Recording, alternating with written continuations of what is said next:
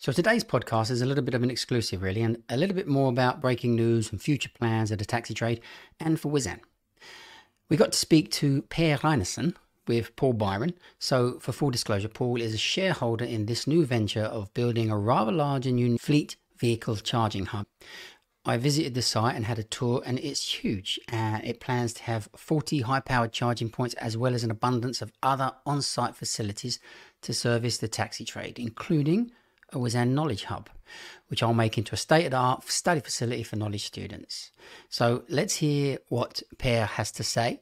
But before we start, please like, subscribe, notify, and put your comments down below if you have any questions or feedback about the video.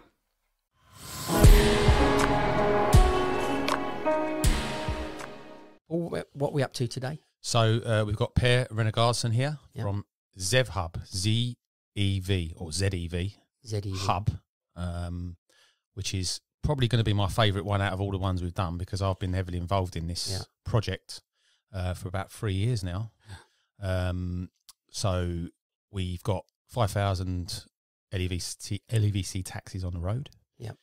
And we've been struggling for infrastructure since the day one. And I met these guys about 3.5 years ago, and they were going to get a site in central London. And obviously COVID came along, and, you know, we all sort of we were pitching investors and things like that. And we're now at the stage where we've got a site coming. So it's time to talk about it. Okay. And what's your involvement in that, Per? You're the number one man, I imagine, in the situation. You and Katie, is it? So, so I'm currently acting as the, what we call the chairman. And that's for several reasons. We are in flux, so we are building the team, and we're also expanding the management team, and we are over the next 6 months adding to that management team. So in the interim, if you want, and having been involved in the business since for 5 years now, almost, together with the founder Simon Lloyd, adding members to the team. I took over from him a few years ago before lockdown to bring in additional members of the team to cover everything that's needed with the execution. Our team now consists of expertise on the property side, which is critical to find the right sites. I'll come back to some of that. We have the financial management side of things, which I'm partly involved in myself, and I have an FD to cover, and having a business partner in my old company, Max, who's also involved on the funding side of things. And then we have expertise within the EV charging market, Clive Southwell, who has been involved longer than I have, together with Simon Lloyd in this, and is a very close partner of ours, currently working for a software company in the charging industry called Greenflux, one of the leaders in delivering software to the UK charging market. We have additional members of the team that are then adding to that expertise, right? So what's the main aim there? What are we building here? What's the... I think what we've just done is you've told me the kind of the details backwards.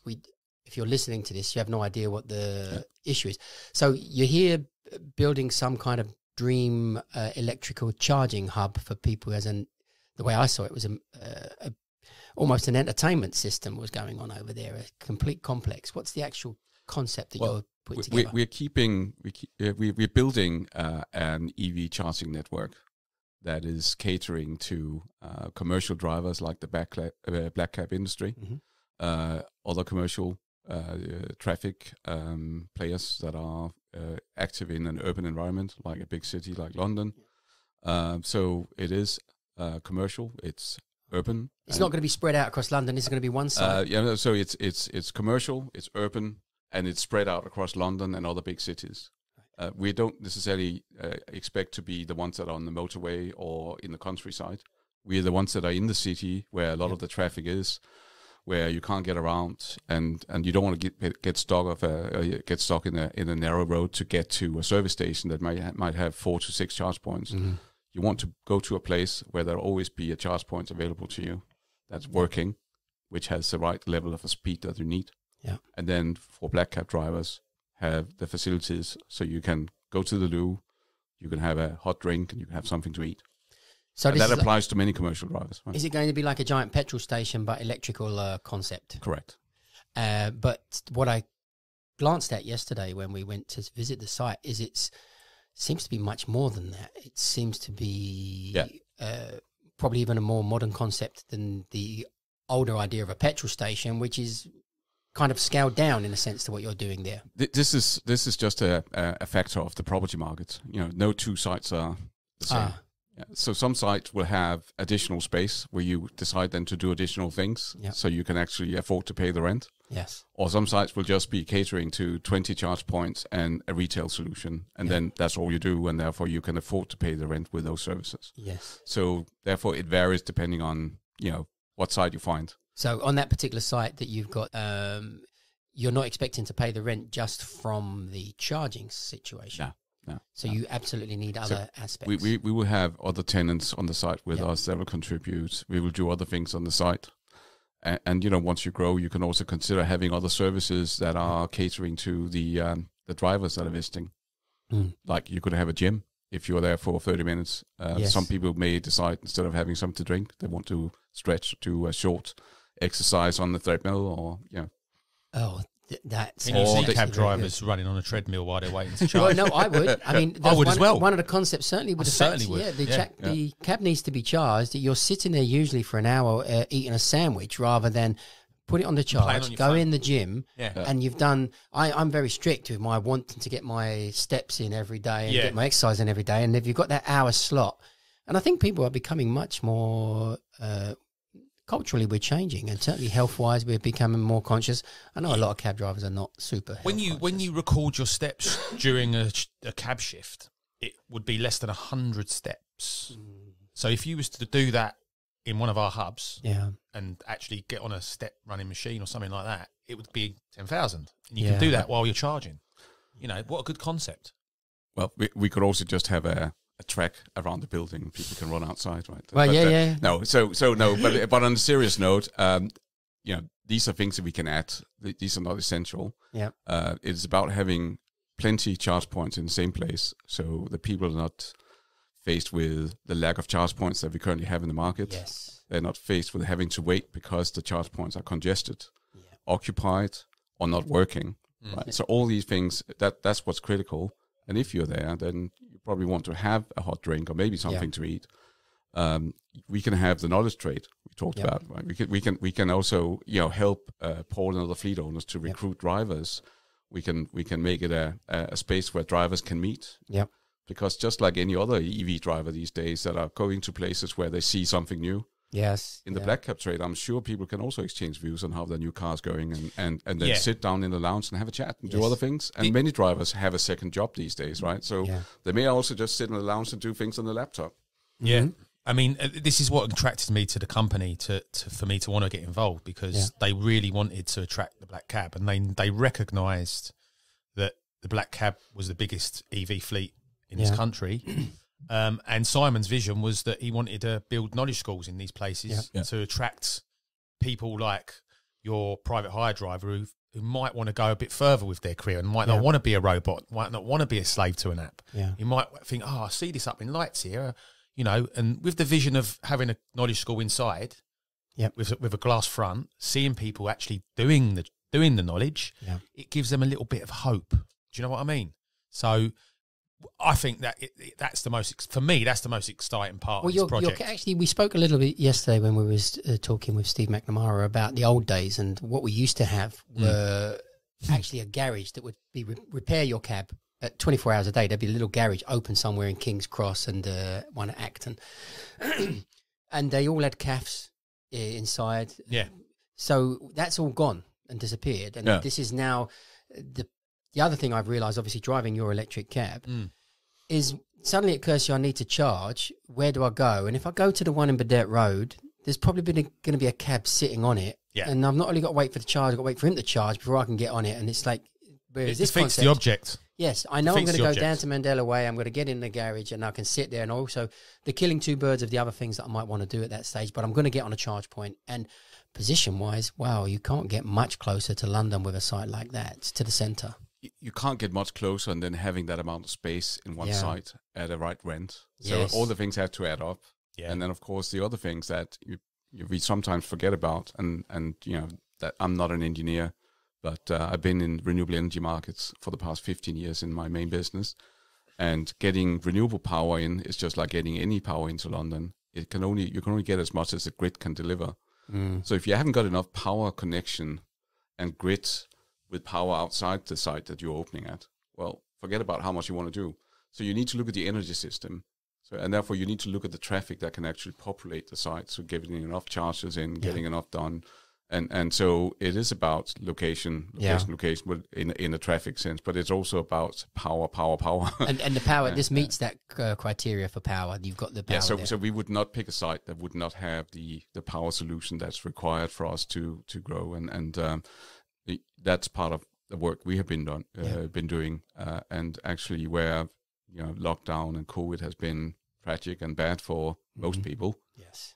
And for the traffic in London and for the taxi trade, it's been positive in the sense that we've been able to actually do a proper analysis of where we want to be with this. Yeah.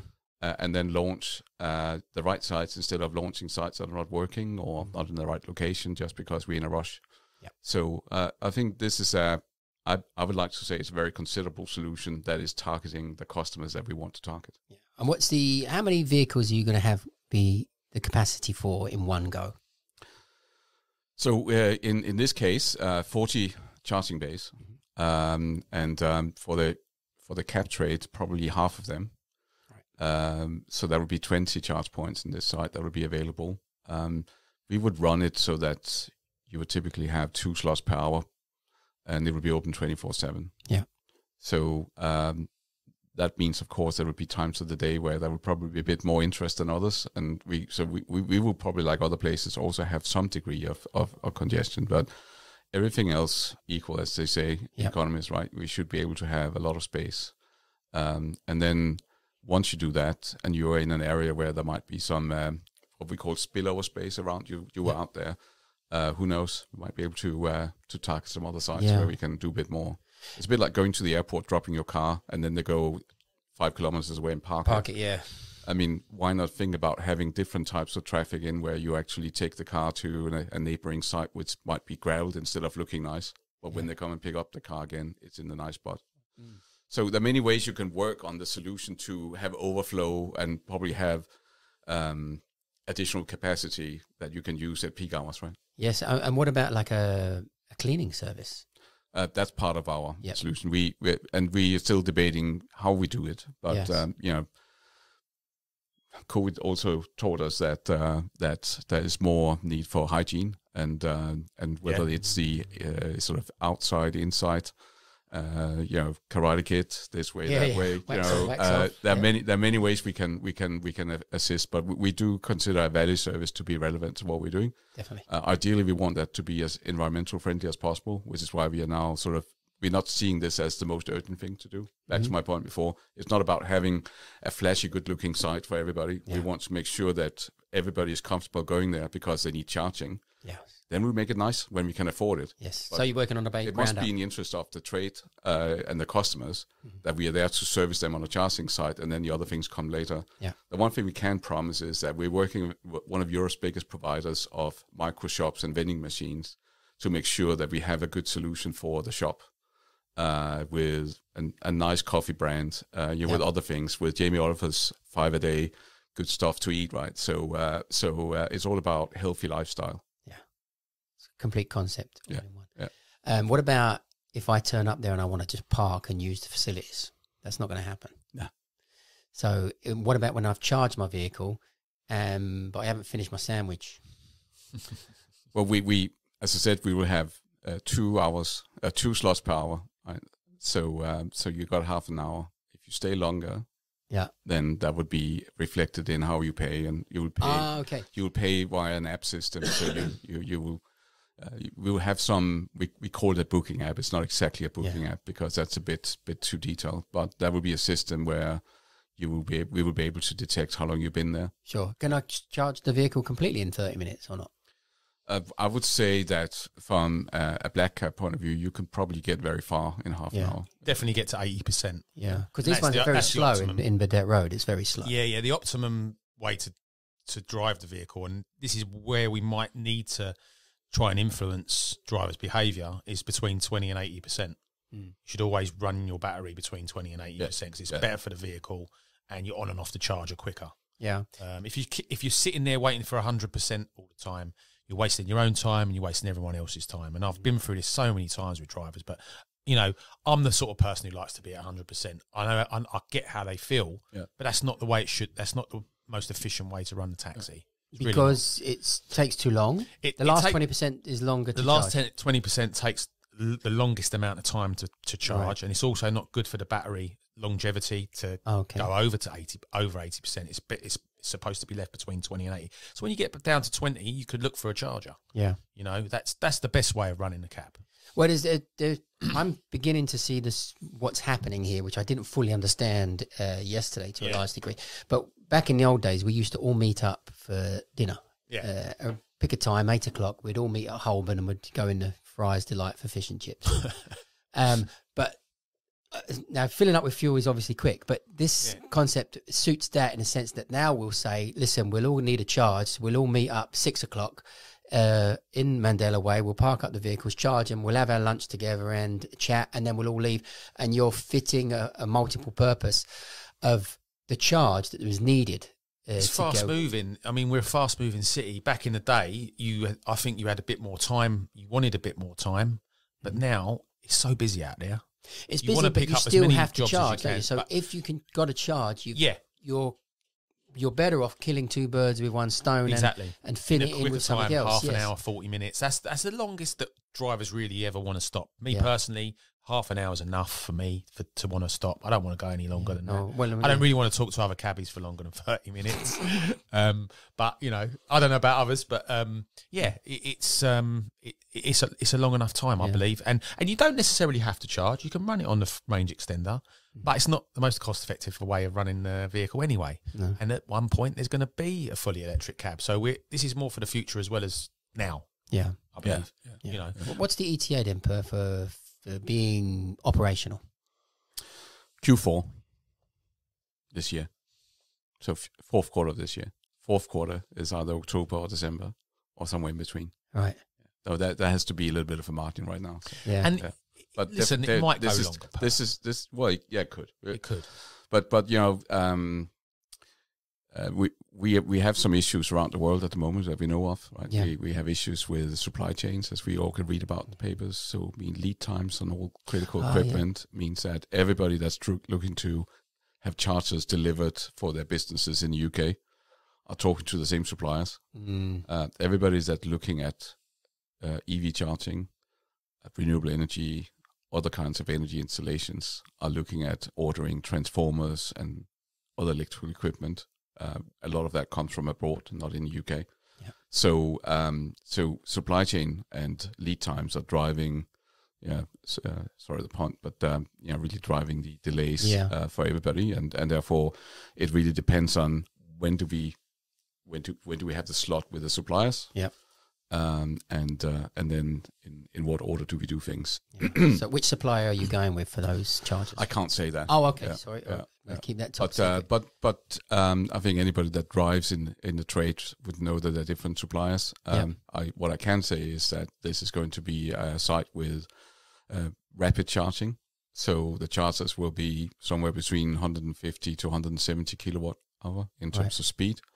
And that would certainly cover what the needs are of the hybrid electric back cabs. Oh yeah, without a doubt. Well, what are those ones in the street then? 50s, most of them. So we're going 150. And a bit less. But they only charge at a certain speed, so it's not going to charge any faster. Than one of them. But it should be more efficient. That's exactly the point. It will be more efficient because the speed is not only about the charge point; it's also about the car and the ability to take that energy at the same speed as it's being delivered, right? So therefore, it's a two-way thing. So. I just feel like it's exciting because it certainly is exciting because we've run out of places in London. They've taken them all away. Yeah. You know, Great Suffolk Street is still there, but it don't really represent electric taxis at all. Will it go Great Suffolk Street? Because that site seems to be unusual for the position and the square footage there. Yeah, I mean, it's overrun. They've not got chargers there. There's chargers, 1 or 2 chargers popping up around the green huts. What if they do put chargers there? They must have a plan to try to put chargers. I don't know, Dean. I don't have the answer. But one of the answers is that you only have as much power in any street as coming through the grid. Yeah. So the grid in London, I'm not sure we like the fact that certainly not in the Catering, we don't like every time they've been digging up the grounds in order to put new cables in for next generation fiber optics or TV cables back in the days. Yes. So there's always been something, right? Yeah. So there's a limit to the amount of power and the speed of power that can run through streets. And I think if you need that power that's been built to run through the streets for the buildings, then there's a limit to how much additional power can be used for charging at street level. Which is why the only chargers you have seen at street level in most cases have been the very slow chargers, which is where the industry is leaving, going into more rapid charging. So you need to work out, and grid operators like UKPN and some of our partners are themselves faced with the fact that we got to find a solution to have off-street charging because we can't supply on-street charging. And it's impossible. So technically, when we see one charger in the street, as we've got here in Vedette Road, just one charge, that's because technically that's all it can cope with, the streets. Well, I think it's tested. I mean, I haven't done the analysis. I don't know, but in most cases, it's because there's a limit to how much power you can reserve for these chargers because it's being used elsewhere in the street. So there's a massive technical problem then across London for how to supply the electricity for these vehicles as they grow. It's energy infrastructure. Yeah. So look at the success in growing the electric vehicle conversion. We're seeing it not only in cab trade, but also in electric vehicles in general. Yeah. There's a massive uptake. I think the other day it was out that only 1 in 20 in a passenger car segment would consider a diesel car these days. Yes. A year ago, that statistics would have been different, right? Yeah. So given where we are with the cars, we will constantly and we've seen that in other industries over the years, the infrastructure is always lacking behind. The infrastructure in charging is lacking behind because there's not enough charge points, but also because the infrastructure for the charge points, which is the grid, is not built out to cope with it. So a lot of things needs to happen before we really, really go into a green energy supply for mobility, right? And we're on that curve, and we like where we are, but we also think that by catering to the cab trade, and so specifically that we're choosing a customer segment that through Paul's involvement and others' involvement, we know. So we're trying to do it for the people we know, as opposed to just doing it for everybody and then not knowing what's happening, right? Well, from my point of view, when Paul first told me about it, I really had no idea what he was talking about, and the concept kind of like, my business mind in terms of energy renewables and the way all this stuff works is I'm completely out to lunch. But what you've told me and what I'm understanding today, I think it sounds really pretty exciting stuff. Yeah. It needs support, and I'm hoping that everyone embraces it like they've embraced the cab, because the cab trade, like everybody says, cab is a what's the word that Boris used back in the time he was mayor? No, I don't know. Luddites. Yeah, everyone Luddites. called us a Luddite. Everyone said that we're worlds behind and we're narrow-minded. But actually, we've taken this cab and we've embraced it. Now we've got to embrace all the other things that go around it. Yes, and support guys like Per and the people that have invested in this project. I get stressed because they need to get it back. I'm terrified. I looked at the site and I'm starting thinking, oh my goodness, how are they going to run this? It's enormous. It's expensive. These things are not cheap. These things. So you're thinking to yourself, someone's done the numbers. Someone's adding things up here, and that's it. And then my little number brain can't do it. I'm thinking this doesn't add up to me. Well, I think what we benefit from, and in many ways we've been lucky because we had people in the team that introduced us to some very capable companies that are a lot bigger, with bigger balance sheets and track records, and allowing us to partner with them to build something out fast. Yeah. So whereas the identification of a site like the one we now secured and leased and about to open, where that's taken long, the bringing the parties together to do that. These parties have done it before in different places for different purposes. They know how to do it. Yeah. So then it's a process management thing, and we have a couple of key team members that we have added to us over the past 6 months that allows us to be able to execute and partner with these other companies that are our partners, right? So there's actually quite a lot of let's call it bench strength or team efforts and resources behind the launch, certainly relative to ZEV HUB, which in itself is a relatively small company. When did you first come up with the idea for looking for the particular sites in London for this particular purpose? How long has this been in?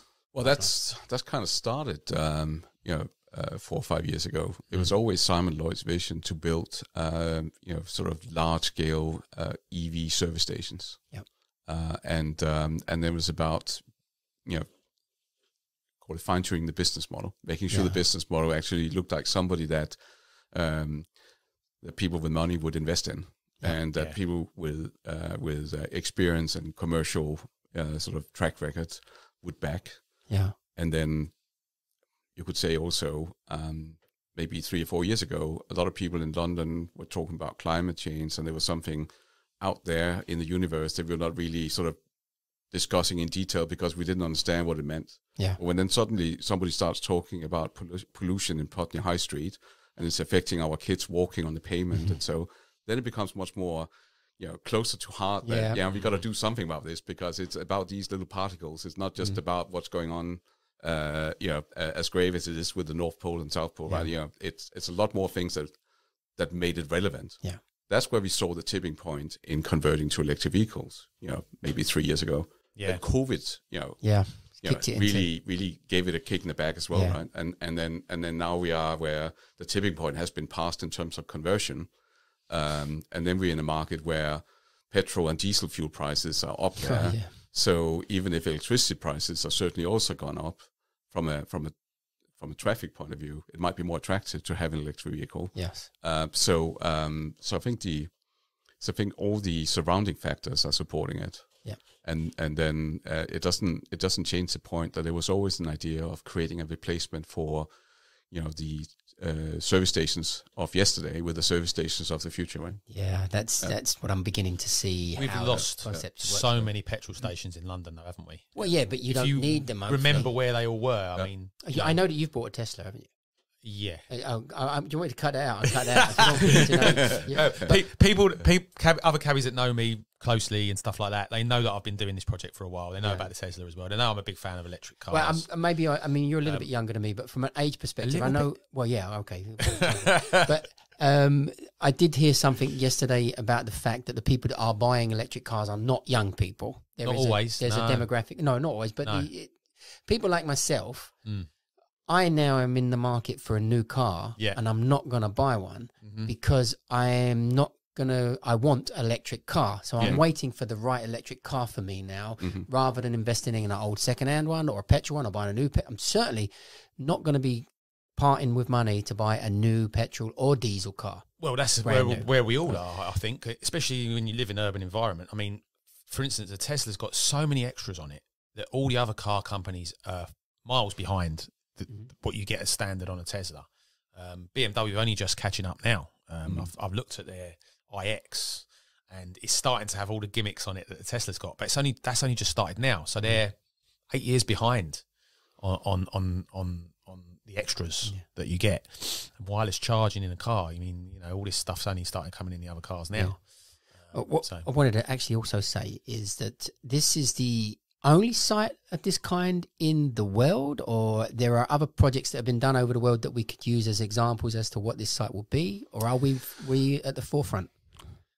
We're at the forefront, but there are other sites that are being built, but it's a vast market. And in the UK, you met Katie. Yes, she was more than capable. She was involved in a big super charging hub, they called it, up in Oxford.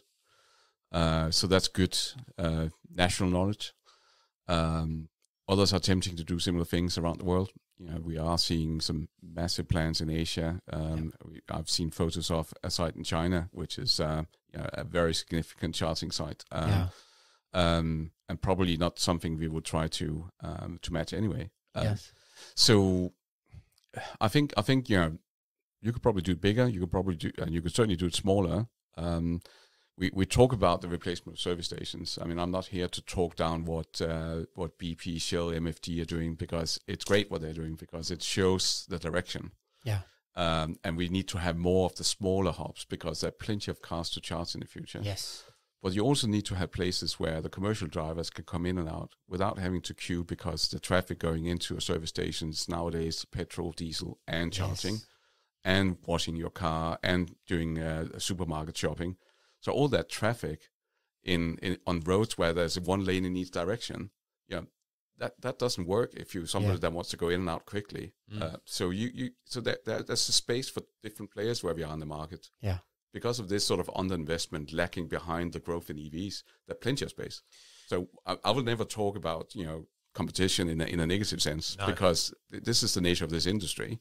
Yep. The fact is that we are many times complementing each other. There might be a bit of overlap, but that's all good. Because the more getting converted into thinking this way, the more we get done.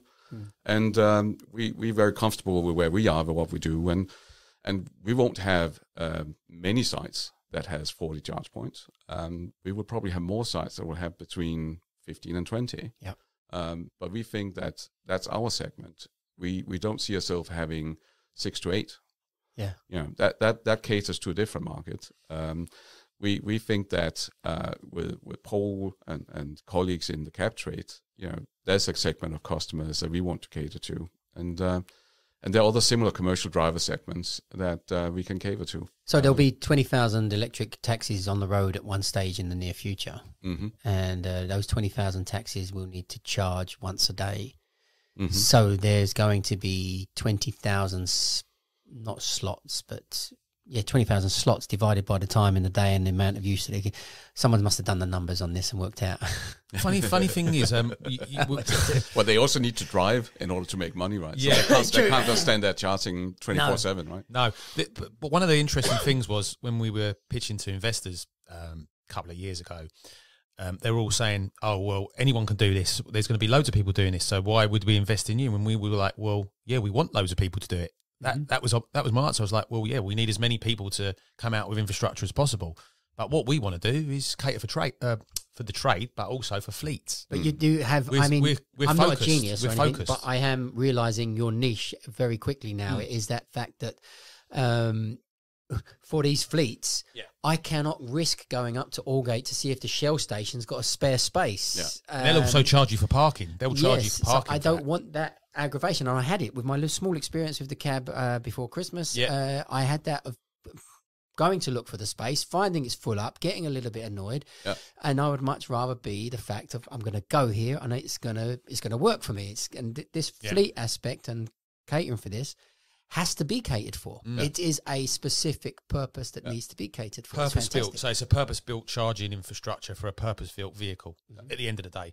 Yeah. Because keeping London moving is about the taxi trade as far as we're all concerned. Yes. These guys were very, very... What are the drivers doing at the moment? They must be very sort of... Well, so a little bit of a morning experience here with the trains having problems. I came in from Leeuwarden in Surrey, coming into London, and then suddenly you have to change from car to train, realizing that trains have problems. So, okay, go in, trying to get on the tube. Then 2 stops later on the tube, they're telling me there's signal problems. Getting off the tube. This is today? Yeah. Train having passed the river in Putney and having to reverse back to the previous station of all, right? So, chaos.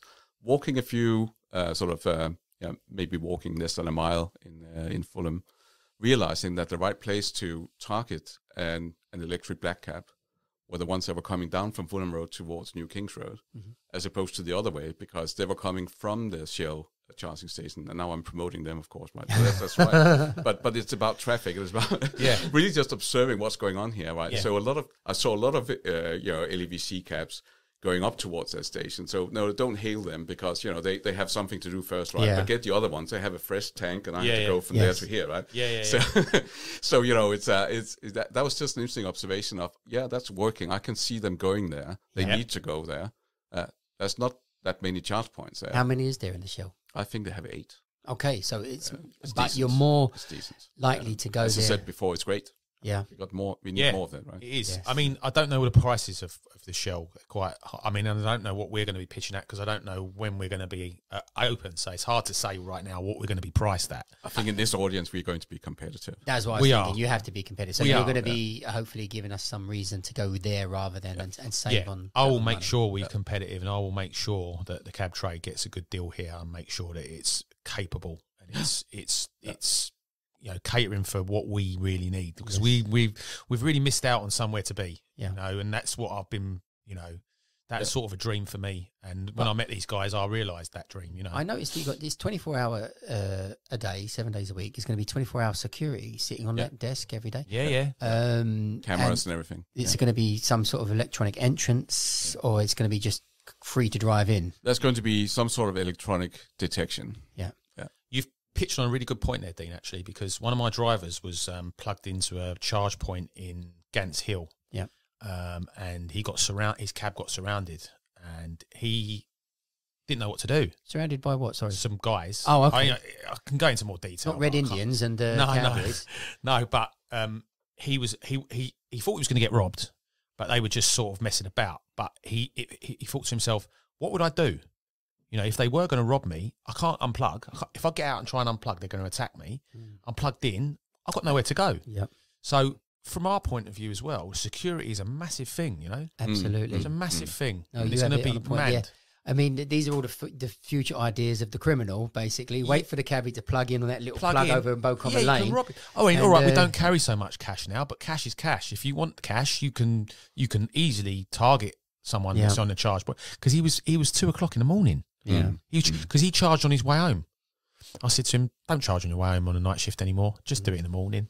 But at least with the this now, opportunity we have nowadays, not just us, but you have the opportunity, of course, to pay by card, contactless, but then also app, and you can also subscribe. So you just don't pay anything. So you don't necessarily have to come up with a card or anything, right? Just tick over. But that's on top of the fact that we think these sites needs to be manned for many reasons, 24/7. Going forward, we're looking at what Amazon are doing with their shops, right? We're doing our suppliers are also having sort of a contactless, or let's call it an app-based payment environment. So, I would think that the next site we open or the next one after that, so into the new year, you would walk into the shop, and it would all be detected based on your app. So you'll walk in and out without having to come up with any payment means. Right? You're only able to walk in because you'll get nice. access to the shop through that as well. And that's it. So they know you're in there, and then everything you pick up and walk out with is paid for. Yeah. I mean, that concept I love. It's really exciting because it feels like you're kleptomaniacs. You go in, you take what you like, and you feel like you've stolen it, but actually you've had to pay. Yeah. No, but it makes it psychologically. Yeah. But it's dangerous because when we don't realise we pay more. Yeah. We tend to pick up a packet of biscuits extra than you ever thought you would. It's like handing the wife your card. It's the same thing. Which I'm trying to get back. Yeah, same. Yeah. But there's also going to be an opportunity there for drivers to buy things for their cab, because at the moment they're kind of LEVC are charging quite a lot for the consumable parts like wiper blades, car mats, and there are no copies you can get of those at the moment? Well, we'll call it pattern parts, shall we? Pattern parts. Yeah. I mean, I just meant not fake copies, but a copy. Yeah. Pattern parts we can sell there. They can come there and basically get bits that they need. Yeah. Because all the places that were around, they're all gone as well. You know, there used to be a really good taxi trim at Blackheath. Used to be really good. You used to be able to get all your car mats and carpets from there. That's gone. So do you know who ran that? A guy called James, really nice guy actually. Okay. Had some, he'd done some good refurbs inside of some. I know my friend Sabit Topchu was he was doing something from Turkey to here with pattern parts. Yeah. And oil, I think he's stepped into. Yeah, so we can do all that kind of stuff. Yeah. In there, it'd be a really good opportunity. Yeah. We back to what we talked about at the beginning about other things you can do on the site like that.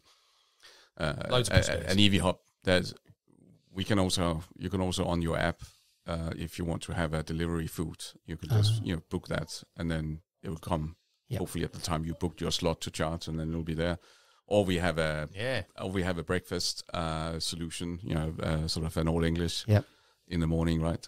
Sort of a fry up, or we have a dinner solution later. Yeah, the pop-up shops. Yeah, we see them coming everywhere in London nowadays, right? The little trolley or the little van doing stuff. There's space. You've been there. You see, so it'll be easy to put a little bus in there that do something like that. Yeah, we can have pop-ups. There's, you saw there's an exhibition space there. Well, Steve mentioned yesterday that he doesn't foresee taxi drivers desiring an avocado sandwich.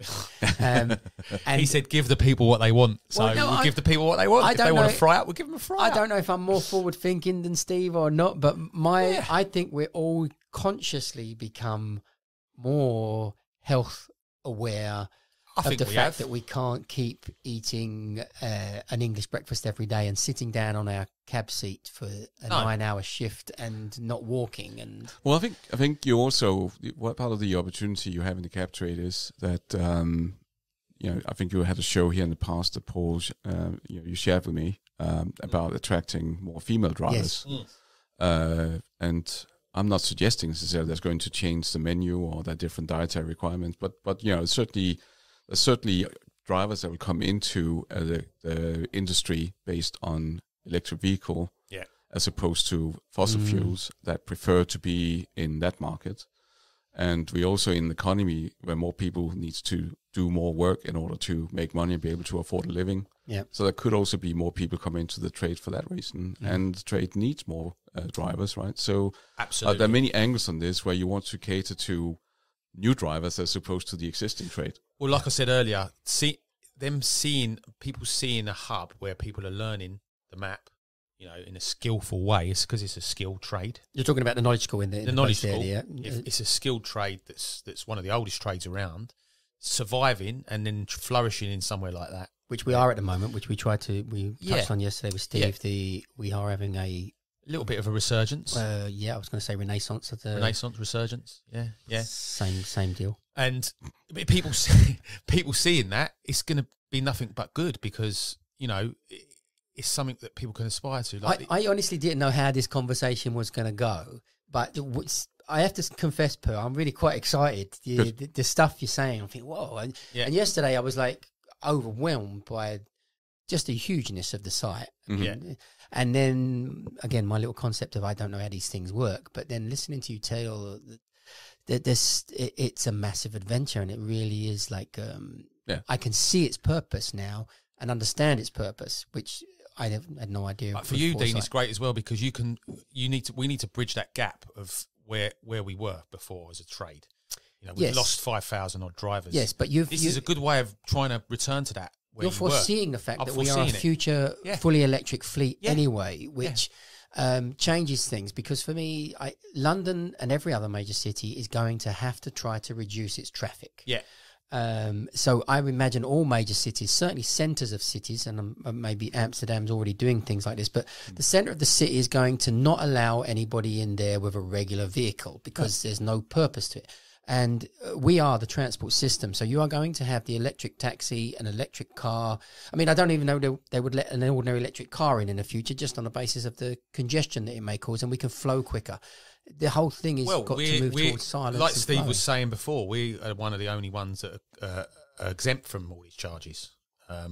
So I think at the end of next year, even then, my Tesla won't be allowed. It will I still have to pay the C charge. Yeah, they want some tax off you for you're absolutely right. Yeah. I would take it to town. I would take my cab into town. Yeah, I know. That's our perk. Yeah, that's a wonderful perk. But you had to do the knowledge to get that perk. Yeah, it took me a while for that. Yeah, you don't want to be quoted for saying that, right? Because then we'll start taxing you, right? Yeah. I think we're talking about these sort of demographics where next generation, some of them don't even want a driving license, right? Yes. Because why do they need that if they don't need to drive a car? Yeah. So, I think I'm very convinced that big cities are continuing the drive towards means of transport that works depending on what the environment allows. Yes. Right? And that means that it will be shared vehicles, it will be fleets, it will be taxis.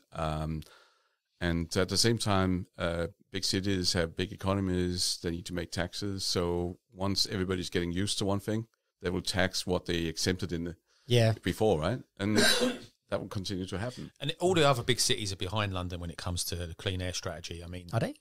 Yeah. I mean, all the big cities I've been in, somewhere like Oslo and Stockholm, they are not up there. I've not been to them ones. but Copenhagen. No, is I not- think some of the cities are ahead in some ways and then behind in other ways. Right. But certainly when it comes to congestion charge, London's done it better than in and my to my cleaning up knowledge, with, right? with the taxis. The But taxis in terms are the of big one. putting electric trams into cities, go to Paris, see what they've done there, right? We haven't been able to do the same. You but put the electric taxis- trams into Paris. The electric trams driving around Paris now. I right? haven't Yeah. been in Paris. I didn't know that, Yeah, but their but- taxis are not electric. No. So that's what I'm saying. They're behind on some fronts. And they're ahead on yeah. other fronts. I see Other what you big cities, Oslo, is part of. Norway is seen as being the country in the world with the highest penetration of EVs per capita, right? So, they're very advanced there. My home country, Denmark, been over here half my life now, so it can be, wait, what is that? But take Copenhagen, 30% of their energy supply comes from renewable energy or waste to energy, not just renewable, but local renewable energy, right?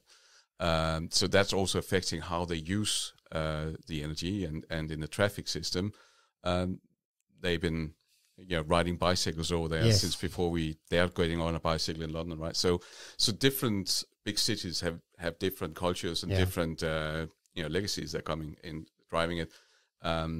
But societies with high taxes have probably had a harder time to introduce a tax on traffic, right? Which is why UK probably, relatively speaking, had a better chance of putting a tax in because other taxes have been lower than continental European taxes. Yes, I know. In Denmark, taxes are horrendously high. Yeah. But there's a benefit to those high taxes if everybody's paying them, and the standard of living in Denmark is fantastic for that. Yeah, and certainly the healthcare situation. I love our healthcare system compared to the American healthcare system, but it certainly can be a lot better. Well, but at the end of it, it's about the mentality. And we talked about that shift in mentality here, right? That's driving the change. So it's not just about introducing taxes and regulation. It's also about more people doing it because it's the right thing to do. Yes. And without necessarily feeling you're a tree hugger. You're just doing it because it is the right thing to do for yourself, for the next generation and the ones after that, right? Yeah, and the generation now, as I don't know if you've got children, Per, but my children are coming home from school and telling me off for the things that I'm doing that are not environmentally friendly. Yeah. And I think I'm quite up there, but You like avocado, don't you? I love avocado, but what I don't like being told is, Daddy, you left the bathroom light on and you need to go back and turn it off because you're being very wasteful. And you think, well, okay, I might be I do pay the bills, in this house. Yeah. But I'll turn it off for you. Per Reinissen, thank you. Tusen tak for coming here today and speaking to us and telling us about this really quite exciting project. Does the station have a name? Is it going to be only that the company's name is ZEV HUB. ZEV. ZEV. ZEV. ZEV HUB or ZEV HUB. ZEV HUB. So we're going to go with the American pronunciation of the Z. Yeah. Disgraceful. ZEV. ZEV. Yeah, okay. Well, I think the Americans have made the most EVs, so they get that. Have they? Maybe. Yeah, I think brilliant. Tesla. It doesn't matter. My children are starting to say But Z. I would think that we would have a way of saying it consistently across everybody. Look, it's ZEV is zero emission vehicles, right? So, Zero emission vehicles. Zero emission It's a hub vehicles. for zero There we emission go. vehicles. Zero emission vehicles. ZEV. ZEV. ZEV HUB. Brilliant. Thank you, Pierre, for coming along, and I hope every success. And as much as possible, we will be promoting your particular venture. Brilliant. Yeah. Thank you. you, sir. Thanks for Steve. having me. You're welcome. Cheers. Great. Thank you.